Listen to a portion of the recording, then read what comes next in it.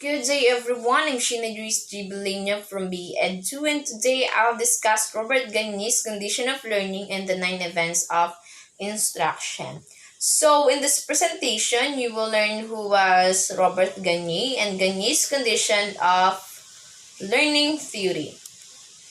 Robert Gagne was born August 21st, 1916 and he died April 28, 2002. He was an American educational psychologist best known for his condition of learning.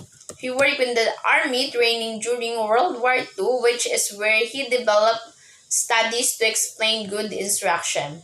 In Gagne's book, The Condition of Learning, which most recently published in 1985, Gagne theorized that there are five categories of learning. So the first category is intellectual learning skill. This skill, such as knowing how or having procedural knowledge, is not just knowing what, but it is knowing how. It's not only knowing what the number 4 is or what the number 8 is. It is knowing how to add them together to get 12.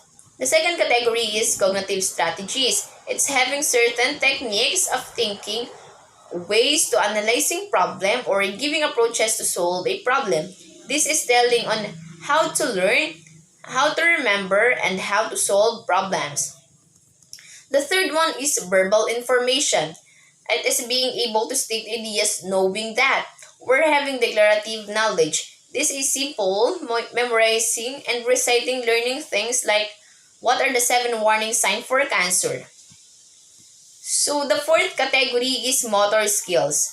It is executing movements in a number of organized motor acts such as playing sports or driving a car.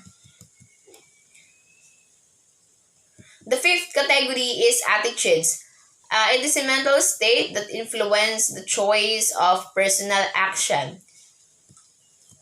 So, Gagne instructional theory is widely used in the design of instruction by designers in many settings. It brings an idea from behaviorism to cognitism, and he provides clear template which is easy to follow when designing instruction events. Gagne's focus for instructional design is that learning can be systematically connected to the design of instruction, and he emphasized the design principles and procedures that he need to take place for effective teaching and learning. According to Gagne's, learning occurs in a series learning events, and each event must accomplish before next in order to the learning to take place. So let's proceed to the 9 events of Gagne's instruction. The first step is gain attention.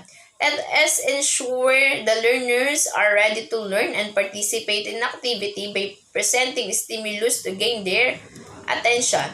So step number 2 is inform the learners the objectives, telling the learner what they will be able to do as a result of the instruction. This can be in a more formalized objective, or it can be something very simple that the audience will understand. The next step is to stimulate recall of prior knowledge. It's easier for the learners to learn new skills when they are able to connect them what they already know. This can be done as a verbal review where having learners create a mind map of previous knowledge. The next step is present the material. Present the content in different ways with different modes. Use lectures and hands-on activities, case studies, and so forth. Step number 5 is to provide guidance to the learner. Students should be provided with the guidance in order to cut down on frustration during learning activities. This can be in the form of one-on-one coaching or Q&A, rubrics, anything that would be useful in providing both structure and guidance to the learners. The next step is to elicit performance. Students should be given opportunity to be able to practice practice and apply their skill. While this can be accomplished by modeling the instructor, the most effective method is for the students to be able practice their new acquired behavior, skills, or knowledge in their own under the guidance of the instructor. The next step is to provide feedback. The feedback should be specific rather than general. Tell them why they are doing a good job or a specific guidance on what to improve. The step number 8 is to assess performance. Evaluate the students or learners to determine if the lesson has been learned and provide general progress information. This is also a good time where the students can determine content areas that they still need to master. And finally, step number 9, enhance retention and transfer.